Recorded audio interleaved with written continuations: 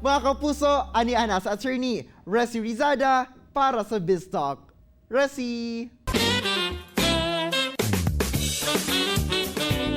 Thanks, Arjo! Good morning mga kapuso ug welcome to BizTalk. Aniana ang part 2 sa atong interview kauban si Kapusong Dennis Trillo. Alam naming naging busy ka sa pag-aasikaso ng inyong mga negosyo, but may we know ano na bang mga businesses nyo ngayon ang nakapag-operate na? Medyo mahirap talaga yung panahon ngayon, lalo na sa mga negosyo. Isa sa mga negosyo namin medyo nag-slow down yung Cat Cafe dahil syempre yung mga tao natatakot lumabas. Anong mga measures ang ginagawa nyo para maging safe yung area not only for your customers but for your employees as well? Bago pa mag-pandemic talagang kami ni Jen, mga germaphobe kami, kaya bago pa nagkaroon ng pandemic talagang grabe na kami maglinis at mag-alcohol noon pa. Pero ngayon, open pa rin siya for deliveries muna dahil ayun na nga medyo natatakot pa yung mga tao lumabas. So isa yun sa mga businesses na naapektuhan, pero buti naman nang bago pa lang mag-pandemic ay nakapag-pundar na kami ng mga iba't ibang businesses pa na awa ng Diyos hindi naman naapektuhan.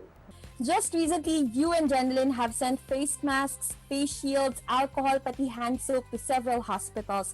Ano ba yung mensahe mo, Dennis, sa lahat ng ating mga kapuso na nasa front lines in the fight against COVID-19?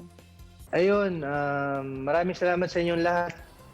Bihira kami magkaroon ng chance para magpasalamat dahil binibigay ninyo hindi lang oras ninyo, kundi talaga pati yung mga buhay na ginagawa ninyo at pagsasakripisyo na ginagawa para sa aming lahat. Kaya maraming salamat sa inyo. Sana umaabot lahat ng mga tulong na binibigay namin. Kaya kapit lang mga kapuso. Sana next year wala na to.